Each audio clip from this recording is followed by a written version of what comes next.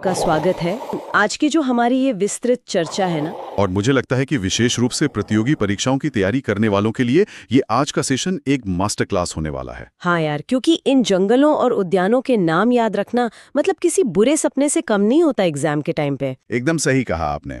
और इसी चुनौती को आसान बनाने के लिए आज हम India 3D safari Atlas, memory Atlas के जो बेहतरीन नोट्स है ना, उनका गहराई से विश्लेषण कर रहे हैं। हाँ, मैंने भी वो नोट्स देखे, काफी दिलचस्प हैं। है ना जी। इन स्रोतों का लक्ष्य न सिर्फ तथ्यों को सामने रखना है, बल्कि कुछ ऐसे शानदार मेमोरी ट्रिक्स, यानी जिन्हें हम स्मृति सूत्र कहते हैं, जी। उनका इस्तेमाल करना है, जिससे ये सारे भौगोलिक तथ्य हमेशा के लिए दिमाग में छप जाएं। पर उन ट्रिक्स पर जाने से पहले जी। मुझे लगता है वीडियो को देखते हैं पर सब्सक्राइब नहीं करते, प्लीज सब्सक्राइब जरूर। सुनते हैं वन्य जीव अभयारण्य यानी वाइल्ड लाइफ सैंक्चुरी, फिर राष्ट्रीय उद्यान यानी नेशनल पार्क, और एक होता है जैव मंडल रिजर्व जिसे बायोस्फीयर रिजर्व कहते हैं। हाँ, ये तो बहुत ही आम कंफ्यूजन है। बिल्कुल, इन तीनों के बीच काफी भारी कंफ्यूजन रहता है। तो मैं नोट्स पढ़ रही थी और मेरे दिमाग में एक एनालॉजी आई। अच्छा, क्या एनालॉजी है? क्या हम इसे ऐसे समझ सकते हैं कि जो अभयारण्य है वो एक पब्लिक पार्क की तरह है, जहाँ कुछ नियम तो हैं पर थोड़ी छूट भी है, काफी हद तक। और जबकि राष्ट्रीय उद्यान एक हाई सिक्योरिटी वॉल्ट या तिजोरी है जहाँ परिंदा भी पर नहीं मार सकता। ये एनालॉजी एकदम सटीक है। मतलब अगर हम इसे पारिस्थितिकी यानी इकोलॉजी के नजरिए से देखें, तो इन तीनों का जो बुनियादी अंतर है ना, वो इनकी सुरक्षा के स्तर और इंसानी दखल पर ही निर्भर करता है। तो वाइल्ड लाइफ सेंचुरी में छूट कैसे मिलती है? देखिए, वन्यजीव अभयारण्य किसी एक विशेष प्रजाति को बचाने के लिए बनाया जाता है, तो यहाँ मानवीय गतिविधियों की थोड़ी छूट होती है, जैसे कि स्थानीय लोग अपने मवेशी चरा सकते हैं। अच्छा, चराई की अनुमति होती है वहाँ। हाँ, और वो सूखी लकड़ी भी इकट्ठा कर सकते हैं, और यहाँ तक कि पर्यटन भी हो सकता है। मतलब ये वो पब्लिक पार्क है जहाँ इंसान और जानवर मतलब एक तरह के सीमित समझौते के साथ रहते हैं। बिल्कुल। लेकिन फिर आता है हमारा वो हाई सिक्योरिटी वॉल्ट, जिसके बारे में आपने कहा, राष्ट्रीय उद्यान। यहाँ नियम बदल जाते हैं, है ना? पूरी तरह से बदल जाते हैं। राष्ट्रीय उद्यान सबसे सख्त कानून वाला इलाका है। यहाँ किसी एक विशेष जीव पर फोकस नहीं होता, बल्कि सभी जीवों, वनस्पतियों और यहाँ तक कि वहाँ की मिट्टी और पानी का भी समान रूप से संरक्षण किया जाता है। बाप रे। हाँ, और सबसे बड़ी बात, यहाँ मानव गतिविधि पूरी तरह से प्रतिबंधित होती है, यानी 0% ह्यूमन एक्टिविटी। मतलब 0%? बिल्कुल भी इंसान अंदर नहीं जा सकते। एकदम 0? ना कोई चराई होगी, ना लकड़ी काटी जाएगी, और मजे की बात यह है कि क्षेत्रफल के हिसाब से ये अक्सर सबसे छोटा होता है। अच्छा, छोटा क्यों? क्योंकि यार, इतने सख्त नियम एक बहुत बड़े इलाके पर लागू करना व्यावहारिक ही नहीं है। पुलिसिंग कैसे करेंगे आप? हाँ, ये तो लॉजिकल है। तो ये तो हो गई हमारी तिजोरी। पर फिर ये जैव मंडल रिजर्व क्या है? स्रोत तो बताते हैं कि इसका दायरा बहुत विशाल होता है। हाँ, ये सबसे बड़ा सुरक्षा कवच है। ये सिर्फ एक जंगल को नहीं, बल्कि पूरे परिदृश्य की जैव विविधता को बचाता है, जिसमें वहां रहने वाली मानव आबादी भी शामिल है। मानव आबादी भी? तो ये कैसे काम करता है? इसे ना 3 हिस्सों में बांटा जाता है। सबसे अंदर होता है कोर जोन, जो पूरी तरह वर्जित है, जहाँ कोई नहीं जा सकता। एकदम। और अक्सर हमारे जो राष्ट्रीय उद्यान है ना, वो इसी कोर जोन के अंदर होते हैं। उसके बाहर होता है बफर जोन, जहां केवल वैज्ञानिकों को शोध और शिक्षा की अनुमति होती है। ओके, तो बफर जोन में सिर्फ रिसर्चर्स। हाँ, और सबसे बाहर होता है संक्रमण जोन या ट्रांजिशन जोन, जहां मानव बस्ती, चराई और खेती की पूरी छूट होती है। अरे, ये तो बिल्कुल किसी स्पेसशिप के एयरलॉक की तरह काम करता है। एयरलॉक? वो कैसे? मतलब बाहर की जो अफरा तफरी वाली दुनिया है और अंदर का जो शांत अति संवेदनशील कोर जोन है, उसके बीच एक बफर होना ही चाहिए ना, ताकि बाहरी शोर और इंसानी दखल जानवरों के प्रजनन और उनके जीवन चक्र को प्रभावित ना करे। क्या बात है, बहुत ही बढ़िया उदाहरण दिया आपने। ये सच में बहुत लॉजिकल है। हाँ, अब अगर प्रतियोगी परीक्षाओं के नजरिए से बात करें तो मैंने देखा कि स्रोत एक हॉल ऑफ फेम का जिक्र करते हैं। हाँ, हॉल ऑफ फेम। यानी भारत के सुपरलेटिव्स, जैसे सबसे पहला कौन सा है, सबसे बड़ा, सबसे छोटा। एग्जाम में तो यही सब आता है। बिल्कुल, परीक्षाओं में ये सबसे ज्यादा पूछे जाने वाले सवालों का हिस्सा है। तो अगर हम भारत के सबसे पहले राष्ट्रीय उद्यान की बात करें तो ये ताज जिम कॉर्बेट राष्ट्रीय उद्यान के पास है, जो उत्तराखंड में है। हाँ, उत्तराखंड में।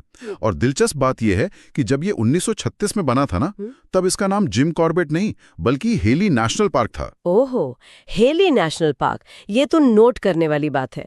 और सबसे बड़ा उद्यान कौन सा है? सबसे बड़ा है हेमिश नेशनल पार्क, जो लद्दाख के ठंडे मरुस्थल में है। हेमिस, हाँ, और इसका क्षेत्रफल, ध्यान से सुनिएगा, 4400 वर्ग किलोमीटर है। क्या? एक मिनट यहाँ रुकते हैं। 4400 वर्ग किलोमीटर, ये तो मतलब कई छोटे देशों के आकार के बराबर है। बिल्कुल। एक उद्यान को इतने विशाल क्षेत्रफल की जरूरत क्यों पड़ी भला? यही तो पारिस्थितिकी का सबसे रोचक हिस्सा है। देखिए, लद्दाख एक ठंडा बंजर रेगिस्तान है ना? बिल्कुल। वहां हरियाली कम है, तो जाहिर है शाकाहारी जानवर भी कम ही होंगे। लॉजिकल है। अब हेमिस अपने हिमतेंदुओं यानी स्नो लेपर्ड्स के लिए पूरी दुनिया में मशहूर है।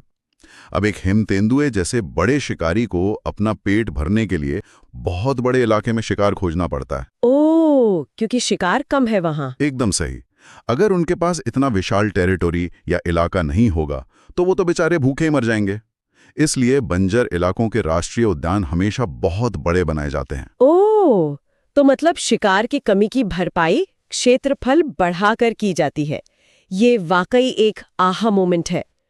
तो फिर सबसे छोटा उद्यान कहाँ है? सबसे छोटा है साउथ बटन नेशनल पार्क, जो अंडमान और निकोबार द्वीप समूह में है। Okay, south button. इसका एरिया कितना है? इसका क्षेत्रफल मात्र 0.03 वर्ग किलोमीटर है। 0.03 वर्ग किलोमीटर, मतलब ये तो शायद किसी बड़े शॉपिंग मॉल से भी छोटा होगा। बिल्कुल, एकदम छोटा सा है। तो इसे नेशनल पार्क क्यों बनाया? इसके पीछे भी वही विज्ञान है जो हेमिस के पीछे था, बस उल्टा। ये एक उष्णकटिबंधीय समुद्री इलाका है जहां बहुत छोटे से हिस्से में ही जीवन और मूंगा चट्टानों, जिन्हें हम कोरल रीफ्स कहते हैं, उनकी इतनी भारी सघनता होती है कि उसे संरक्षित करने के लिए बहुत बड़े क्षेत्रफल की जरूरत ही नहीं पड़ती। वाओ, मतलब जीवन इतना खचाखच भरा है कि छोटे से एरिया में ही बहुत डाइवर्सिटी मिल जाती है। बिल्कुल। और वैसे अगर बात सबसे ज्यादा राष्ट्रीय उद्यानों वाले राज्य की करें तो क्या आपको पता है वो ताज किसके पास है? शायद मध्य प्रदेश। एकदम सही, मध्य प्रदेश के पास।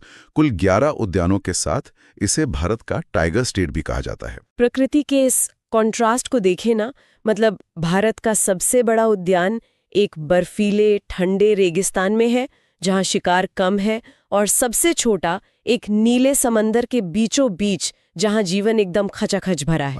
प्रकृति के रंग सच में अद्भुत है। तो अब इस हॉल ऑफ फेम से निकलकर भारत के नक्शे पर अपनी एक यात्रा शुरू करते हैं, क्योंकि नक्शे पर सिर्फ जगहों के नाम रटना तो बहुत उबाऊ हो सकता है और याद भी नहीं रहता एग्जाम के प्रेशर में।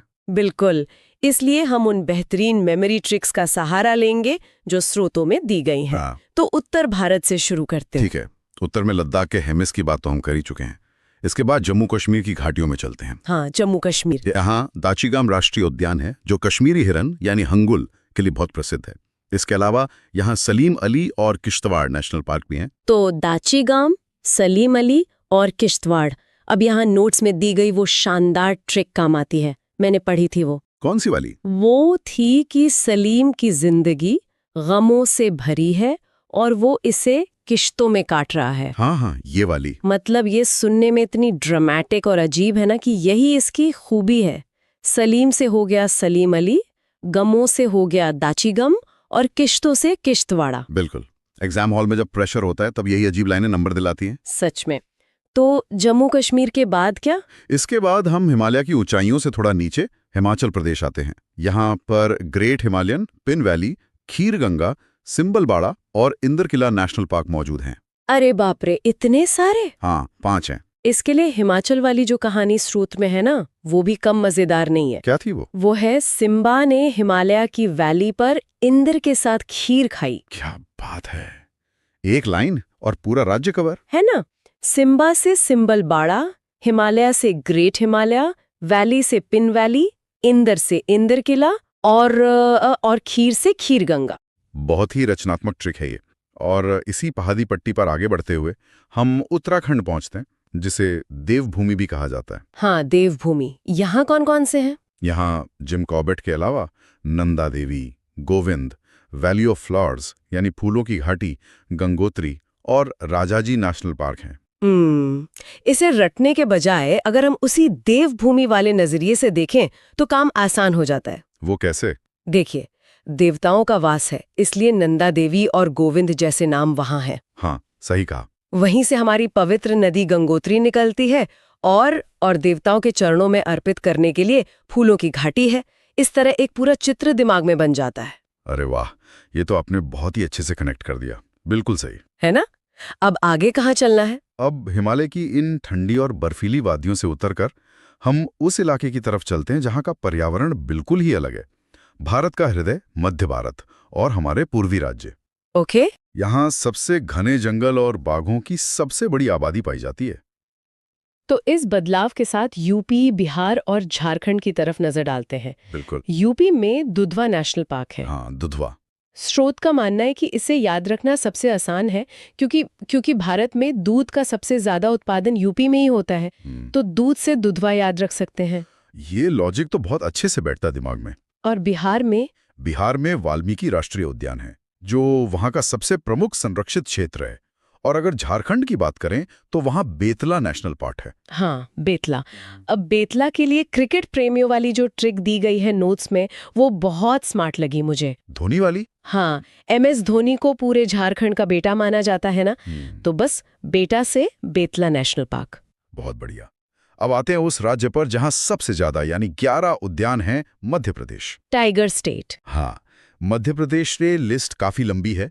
यहाँ कान्हा, माधव, बांधवगढ़, पन्ना, सतपुड़ा। एक मिनट, पन्ना तो वही है ना जो हीरे की खानों के लिए मशहूर है? बिल्कुल सही, पन्ना की खदानें।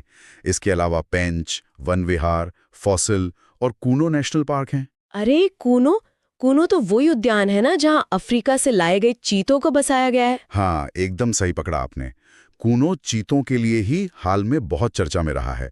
और इसके पड़ोस में है छत्तीसगढ़, जहां इंद्रावती, कांगेर वैली और गुरु घासीदास नेशनल पार्क हैं। फ्यूजन। हाँ, जो किसी भी परीक्षार्थी का सीधा 1 नंबर कटवा सकता है एग्जाम में। परीक्षाओं के पेपर सेट करने वालों का ये ना पसंदीदा हथियार होता है, ये सीमावर्ती या बॉर्डर वाले उद्यान। तो ये कैसे काम करता है? देखिए, संजय नेशनल पार्क का जो बड़ा इलाका है वो मध्य प्रदेश और छत्तीसगढ़ दोनों की सीमा साझा करता है। अच्छा। तो जो हिस्सा मध्य प्रदेश में आता है उसे तो संजय नेशनल पार्क कहते हैं, लेकिन जो हिस्सा छत्तीसगढ़ की सीमा में चला जाता है उसे गुरु घासीदास कहा जाता है। ओहो। और इसी तरह पेंच नेशनल पार्क जो है वो मध्य प्रदेश और महाराष्ट्र की सीमा पर एकदम बीचों बीच स्थित है। यार, ये तो परीक्षार्थियों के साथ सरासर नाइंसाफी है। हाँ, थोड़ा ट्रिकी तो है। मतलब अगर एग्जाम में संजय नेशनल पार्क आए तो विकल्पों को बहुत बारीकी से देखना होगा कि वहां मध्य प्रदेश पूछा जा रहा है या छत्तीसगढ़। बिल्कुल, आंख बंद करके टिक नहीं लगा सकते आप। खैर, मध्य भारत के इन घने जंगलों से निकलकर अब हम पूर्व की तरफ चलते हैं, पश्चिम बंगाल और ओडिशा। पश्चिम बंगाल में सबसे बड़ा नाम तो सुंदरबन का है। हाँ, रॉयल बंगाल टाइगर। हाँ, जो दुनिया के सबसे बड़े मैंग्रोव जंगल और रॉयल बंगाल टाइगर का घर है। इसके अलावा वहां बुक्सा, न्योरा वैली, सिंगलीला, जलदापारा और गोरुमारा है। बंगाल की जो ट्रिक है ना, वो तो मुझे किसी रैप सॉन्ग की तरह लगी। Rap song? या कैसे? हाँ, सुनिए। सुंदर और गौरा बक्सा में नया गाना सिंग किया जिसका पारा हाई था। ये तो सच में रैप लग रहा है ना? सुंदर से हो गया सुंदरबन, गौरा से गोरुमारा, बक्सा से बक्सा, नया से न्योरा वैली, सिंह से सिंगलीला और पारा से जलदापारा। क्या बात है। और ओडिशा के लिए तो बस एक लाइन काफी है। स्रोत में ओडिशा भीतर से सिंपल है। भीतर से सिंपल है मतलब भीतर से भीतरकनिका और सिंपल से सिमलीपाल। एकदम सही। वैसे भीतरकनिका अपने खारे पानी के मगरमच्छों के लिए भी बहुत मशहूर है। ये भी याद रखने लायक एक बहुत जरूरी तथ्य है। Salt water crocodiles. हाँ। अब मध्य और पूर्वी भारत की इस बेल्ट से हम दो बिल्कुल विपरीत दिशाओं की तुलना करते हैं। वो कैसे? मतलब एक तरफ पश्चिम के सूखे रेतीले मरुस्थल और दूसरी तरफ पूर्वोत्तर के अत्यधिक वर्षा वाले हरे भरे जंगल। तो राजस्थान और गुजरात से शुरू करते हैं। पश्चिमी मरुस्थल जहां पानी की एक एक बूंद कीमती है। बिल्कुल। राजस्थान में Ranthambore, desert national park, Sariska और केवलादेव हैं। केवलादेव। यहाँ केवलादेव का जिक्र खास तौर पर होना चाहिए क्योंकि ये सर्दियों में हजारों किलोमीटर दूर से उड़कर आने वाले साइबेरियन सारस यानी साइबेरियन क्रेन्स के लिए विश्व प्रसिद्ध है। और राजस्थान की इस ट्रिक उनके शौर्य और इतिहास से जुड़ी है। नोट्स में लिखा था राजपूताना वीर केवलादेव के आगे सर झुकाते थे। बहुत ही प्रभावशाली लाइन है। हाँ, राजपूताना से राजस्थान, केवलादेव से केवलादेव और सर से सरिस्का। रणथंबोर और डेजर्ट तो नाम से ही राजस्थान की गवाही देते हैं। शानदार। अब गुजरात की बात करें तो वहाँ गिर नेशनल पार्क है जो पूरी दुनिया में एशियाई शेरों का यानी एशियाटिक लायंस का एकमात्र प्राकृतिक घर है। हाँ, गिर के शेर। इसके अलावा वहाँ मरीन, वनसदा और ब्लैक बक नेशनल पार्क हैं। इस ट्रिक में ना थोड़ा डार्क ह्यूमर है। वो कैसे? ट्रिक है, गुजरात की ब्लैक बक वन में गिरकर मर गई। ओह हाँ, थोड़ा डार्क तो है। ब्लैक बक से ब्लैक बक, वन से वनसदा, गिर से गिर और मर से मरीन। ये अजीब जरूर है पर सच मानिए दिमाग से निकलती नहीं है ये लाइन। यही तो इन ट्रिक्स का फायदा है। लेकिन अब हम पूर्वोत्तर की तरफ चलते हैं जहां स्रोत में एक ऐसी चीज का जिक्र है जिसने मुझे भी काफी हैरान कर दिया था। हाँ, मैंने भी पढ़ा वो। एक तैरता हुआ पार्क। मतलब क्या सच में कोई राष्ट्रीय उद्यान पानी के ऊपर तैर सकता है? विज्ञान के हिसाब से ये कैसे संभव है भला? ये भारत का ही नहीं बल्कि पूरी दुनिया का एक इकलौता अजूबा है। सच में? हाँ, ये मणिपुर का केबुल लामजाओ नेशनल पार्क है जो लोकतक झील के ऊपर स्थित है। केबुल लामजाओ। और आपकी उस विज्ञान वाले सवाल का जवाब है फुमदी। फुमदी, ये क्या होता है? दरअसल ये कोई ठोस जमीन नहीं है जो तैर रही है। ये सड़ी गली वनस्पतियों, मिट्टी और जैविक पदार्थों का एक बहुत मोटा और स्पंजी गद्दा होता है जो पानी के ऊपर तैरता रहता है। अच्छा, स्पंजी गद्दा। हाँ, और इसी तैरते हुए गद्दे पर वो दुर्लभ संगाई हिरन पाए जाते हैं। मतलब वनस्पति का इतना विशाल गद्दा कि उसे एक पूरा का पूरा राष्ट्रीय उद्यान घोषित कर दिया गया। ये सच में अविश्वसनीय है। बिल्कुल। और इसकी ट्रिक भी मजेदार है। लोग इस अजूबे को देखने के लिए मनी खर्च करके तैरता हुआ पार्क देखने आते हैं। मनी से मणिपुर और लोग से लोकतक झील। बहुत खूब। हाँ। अब असम के उस खजाने की बारी है जो अपनी विविधता के लिए बहुत जाना जाता है।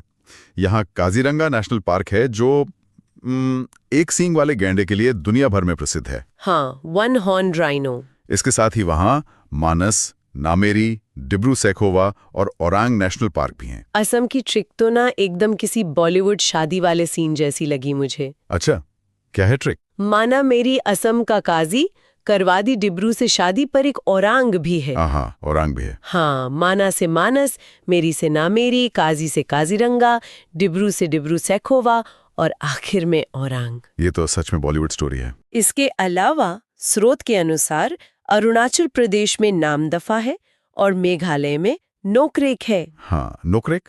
और मेघालय में तो दुनिया की सबसे ज्यादा बारिश होती है ना? बिल्कुल, चेरापूंजी और मौसिनराम वहीं हैं। तो वहां नौका यानी नाव से चलना पड़ता है, इसलिए नौका से नोकरेक। ये लॉजिक इसे कभी भूलने नहीं देगा। ये भी अच्छी ट्रिक है।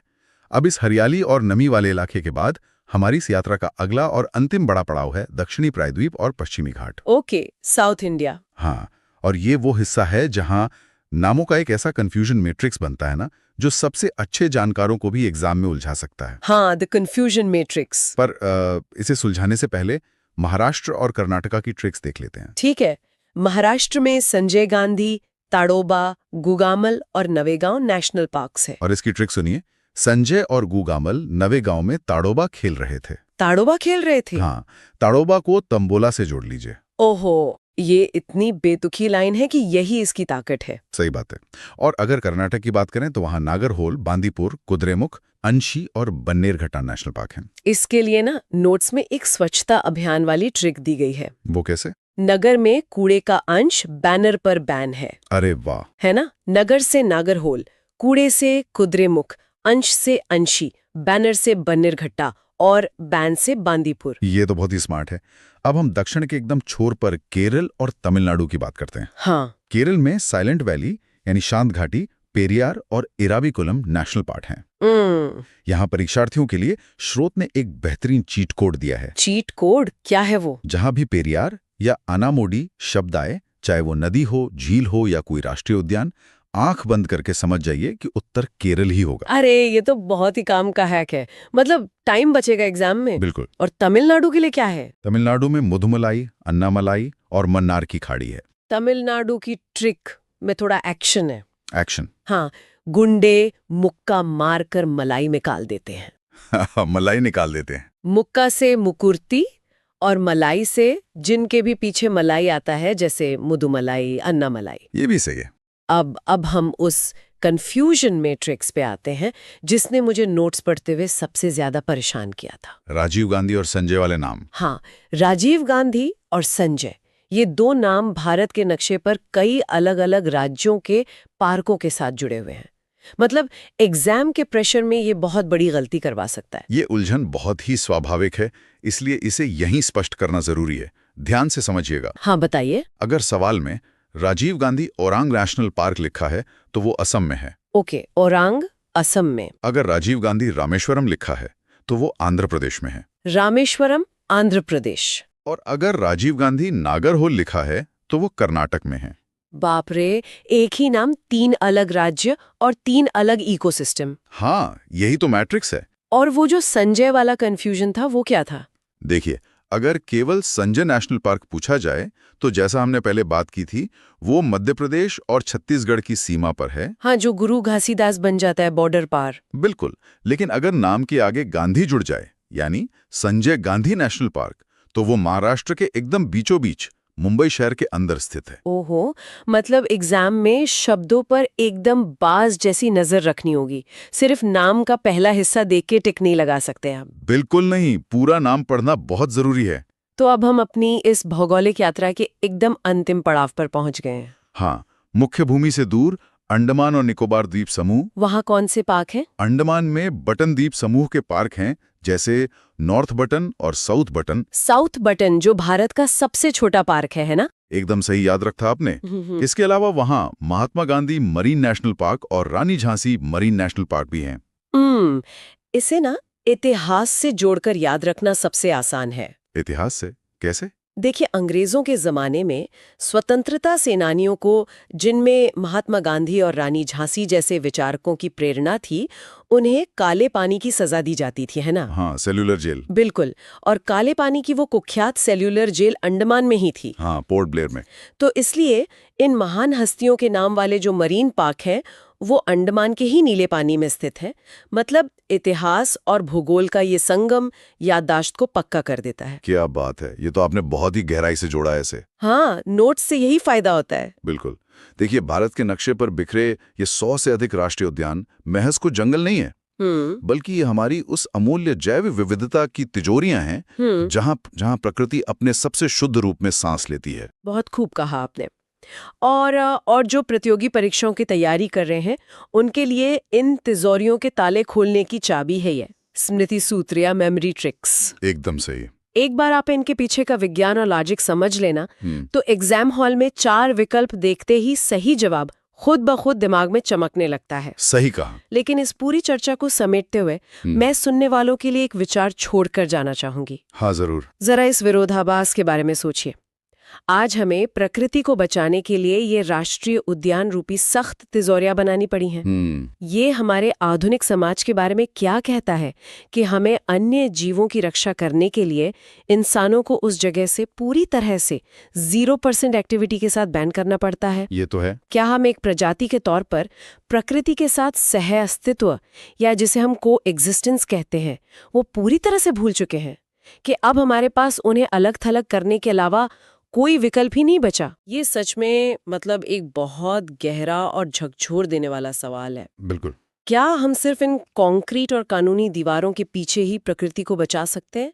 ये एक ऐसा विचार है जिसे लेकर आज हमें जरूर सोचना चाहिए। खैर, आज हमने राष्ट्रीय उद्यानों के सभी टॉपिक को गहराई से कवर किए हैं। आज का क्वेश्चन है, भारत का सबसे बड़ा नेशनल पार्क कौन सा है? इसका आंसर आप लोग कमेंट में जरूर दीजिएगा।